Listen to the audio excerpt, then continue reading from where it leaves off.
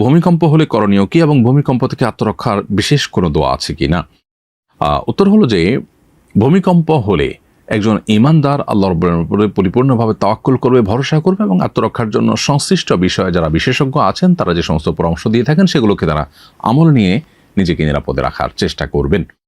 সেই সাথে ভূমিকম্পের সময় কিংবা আগে থেকে সুস্থ স্বাভাবিক সময় থেকেই আল্লাহ রাব্বুল আলামিনের কাছে একটা দোয়া আমরা নিবেদন করতে পারি, যেই দোয়ার মাধ্যমে আল্লাহ সুবহানাহু ওয়া তাআলার কাছে ভূমিকম্পের মাধ্যমে ধ্বংস, মৃত্যু বা ক্ষয়ক্ষতি থেকে আমরা বেঁচে থাকতে পারি, আত্মরক্ষা করতে পারি। দোয়াটি নবী সাল্লাল্লাহু আলাইহি ওয়াসাল্লাম পাঠ করতেন, সেটি হলো আল্লাহুম্মা ইন্নী আউযু বিকা মিনাত তারাদ্দি ওয়াল হাদাম ওয়াল গারাকি ওয়াল হারাক।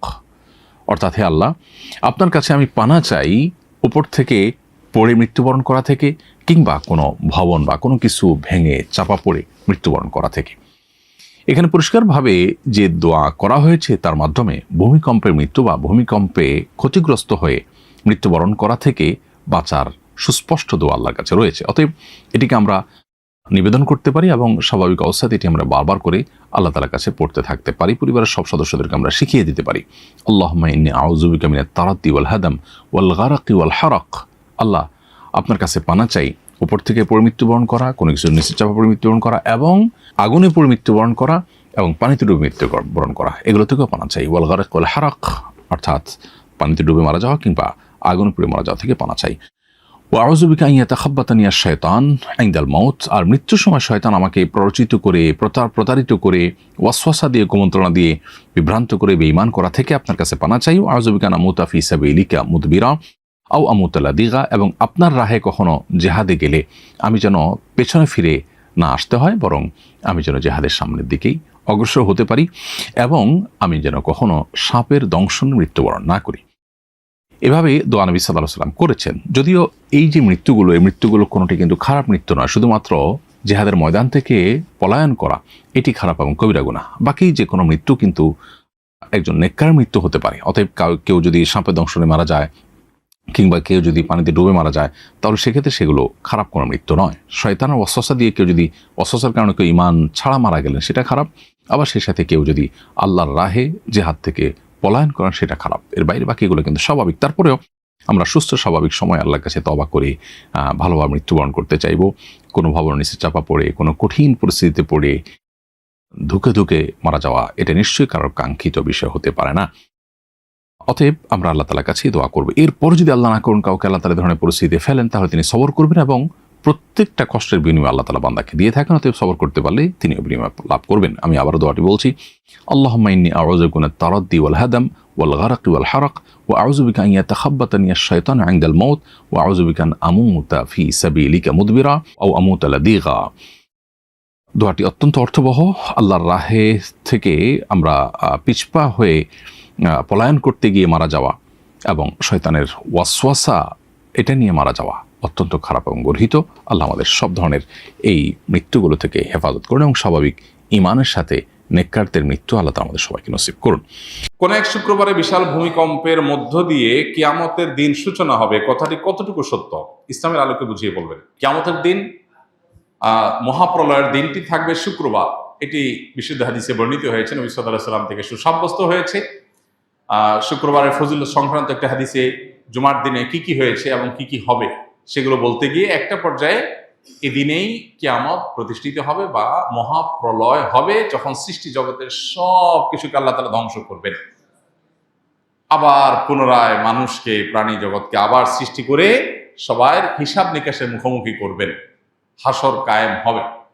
তো এই যে মহাপ্রলয়ের মধ্য দিয়ে যে মহাধ্বংসযজ্ঞ হবে, মহানিনাদ হবে, বিকট আওয়াজের মধ্য দিয়ে গোটা সৃষ্টি জগৎকে আল্লাহ তাআলা শেষ করে দিবেন, সেই দিনটি জুমাবার হবে, এটি বিশুদ্ধ হাদিসের আলোকে প্রমাণিত।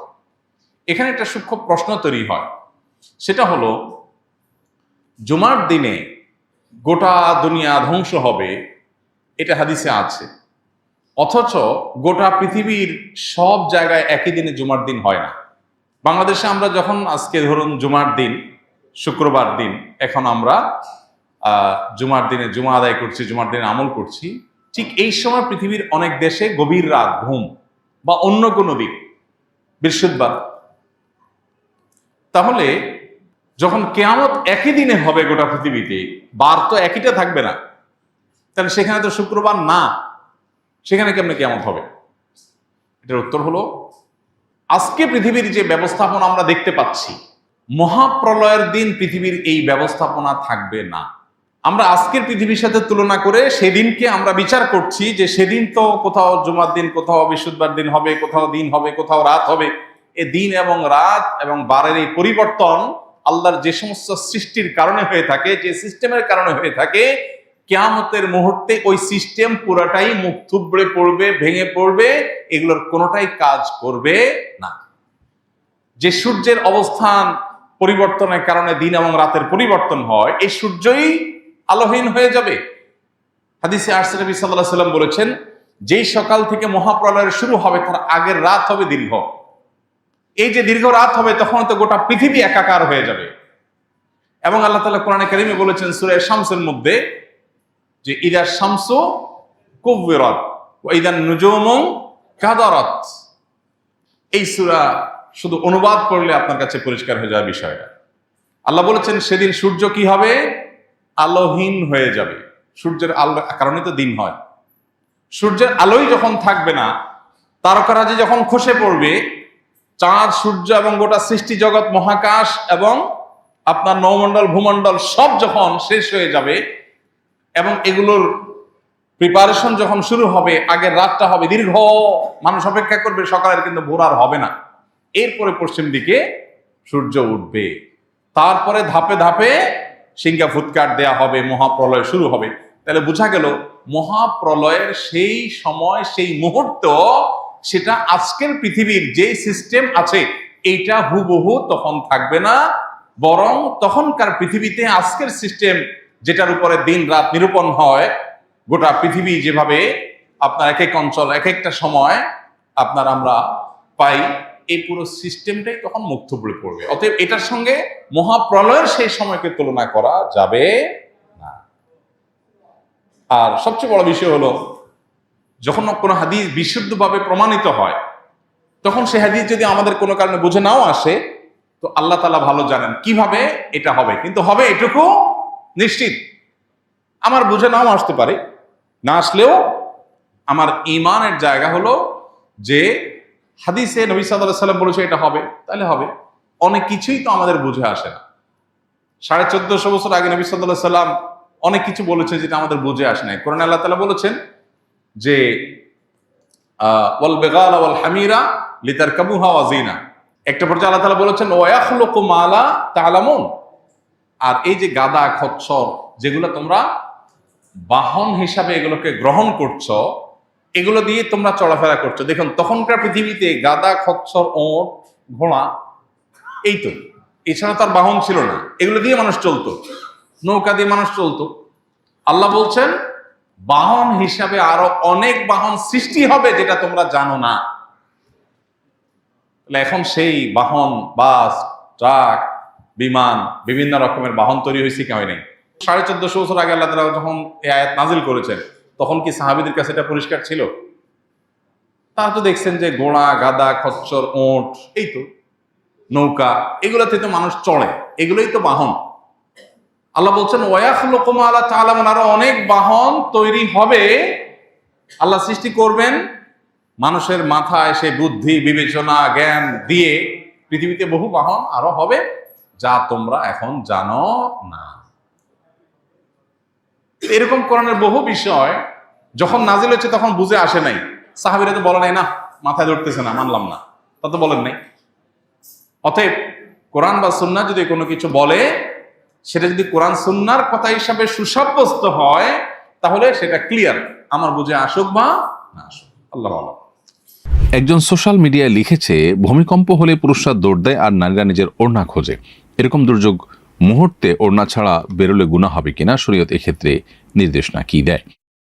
প্রথম কথা হলো যে বা যারা সোশ্যাল মিডিয়াতে এই ধরনের কথা লিখছেন যে ভূমিকম্প হলে পুরুষরা দৌড় দেয় আর নারীরা ওড়না খোঁজে, এখানে নারীদের ওড়নার কারণে তারা কিছুটা পিছিয়ে আছে এরকম একটি ধারণা হয়তো তারা দেওয়ার চেষ্টা করছেন, জ্ঞাতসারে কিংবা নিজের অজান্তে। আমি বিনয়ের সাথে তাদেরকে প্রশ্ন রাখতে চাই, কোনো পুরুষ যদি ভূমিকম্প যে মুহূর্তে আঁচ করেছেন, টের পেয়েছেন, ওই সময় তিনি যদি হাফ প্যান্ট পরা থাকেন কিংবা শুধুমাত্র আন্ডারওয়্যার পরা থাকেন, তিনি কি লুঙ্গি বা প্যান্ট কিছু একটা পরে তারপর দৌড় দিতে চাইবেন না? সেক্ষেত্রে তার এই যে একটা লুঙ্গি বা প্যান্ট কিছু একটা পরে অন্তত তাকে দৌড় দিতে হচ্ছে, এটাকে তিনি কি আসামের কাঠগড়া দাঁড় করাবেন? এটা খুবই কমন একটি ব্যাপার। আল্লাহ রাব্বুল আলামিন নারী এবং পুরুষকে সৃষ্টি করেছেন, প্রত্যেকের শরীরের কাঠামো আলাদা আলাদা বৈশিষ্ট্য দিয়ে সৃষ্টি করেছেন। অতএব একজন নারী তিনি তার লাজুকতা থেকে, তিনি তার সম্ভ্রম রক্ষার খাতিরে তিনি ওড়না খুঁজে তারপরে তিনি আত্মরক্ষার চেষ্টা করবেন, সেটা খুবই স্বাভাবিক। অতএব এইটাকে নিয়ে যারা ট্রল করছেন অথবা নিজের অজান্তে যারা এটাকে নিয়ে হয়তো নেগেটিভ মন্তব্য করছেন, সে মানুষদের কাছে আমাদের বিনীত প্রশ্ন যে তারা এর মাধ্যমে আল্লাহর একটা বিধানের বিরুদ্ধে নিজের অজান্তে হয়তো দাঁড়াচ্ছেন এবং সেই সাথে একটা অযৌক্তিক অবস্থানে তারা দাঁড়াচ্ছেন, কারণ একই কথা তো পুরুষের বেলায়ও প্রযোজ্য হতে পারে। আর পাশাপাশি আরেকটি গুরুত্বপূর্ণ বিষয় হলো, ভূমিকম্প হলে বিশেষজ্ঞরা বলছেন দৌড় দেয়া নয়। অতএব ভূমিকম্প হলে দৌড় দিয়ে পলানোর চেষ্টা করা, এটা বেশিরভাগ ক্ষেত্রেই বিপদের কারণ হয়ে থাকে। অতএব এই অযৌক্তিক একটি কাজের ক্ষেত্রে আবার ওড়নাকে দোষারোপ করা অথবা নারীকে নিয়ে ট্রল করা, মেয়েদের সীমাবদ্ধতার বিষয়কে নিয়ে হাসাহাসির পাত্রে পরিণত করা, এটা মোটেই উচিত কোনো কাজ নয়। এটা দায়িত্বশীল মানুষের মন্তব্যের মধ্যে পড়ে বলে আমি মনে করি না। ভূমিকম্পের সময় বাড়ি ভেঙে যদি কোনো মানুষ মারা যায়, তাহলে বাড়ির মালিক ক্ষতিপূরণ দিতে বাধ্য হবে কিনা? উত্তর হলো যে প্রথমত দেখতে হবে যে ভূমিকম্পে যে বাড়ি ক্ষতিগ্রস্ত হয়েছে সেখানে বাড়ি নির্মাণে কোনো ভায়োলেশন হয়েছে কিনা, সেখানে বড় ধরনের ত্রুটি ছিল কিনা। যদি এমন হয় যে যিনি বাড়ি তৈরি করেছেন, বাড়ি মালিক, তিনি ত্রুটিপূর্ণ বাড়ি তৈরি করেছেন, নকশার বরখেলাফ করেছেন, প্রচলিত নিয়মের ব্যত্যয় ঘটিয়েছেন, নিজের মন মতো করেছেন এবং তার এই কর্মকাণ্ডের মধ্য দিয়ে মানুষের জীবনকে হুমকির মধ্যে তিনি ফেলেছেন। ভূমিকম্প এত আহামরি কোনো ভয়াবহ মাত্রার ছিল না, কিন্তু তার ত্রুটির কারণে মানুষ মারা গেছে, তাহলে সেক্ষেত্রে তার দায়ভার তাকে নিতে বাধ্য করা হবে এবং সেটা শরিয়া আদালত থাকলে সেটা ক্ষয়ক্ষতি এবং সার্বিক অবস্থা বিবেচনা করে ফয়সালা দিবেন এবং তাকে ক্ষয়ক্ষতি নিতে বাধ্য করা হবে। আর যদি তিনি যথাযথ নিয়ম মেনেই বাড়ি করে থাকেন, তাহলে সেক্ষেত্রে এটা প্রাকৃতিক দুর্যোগ হিসাবে ধরা হবে এবং সেক্ষেত্রে তার উপরে কোনো ক্ষয়ক্ষতির দায়ভার বহন করতে তাকে বাধ্য করা হবে না।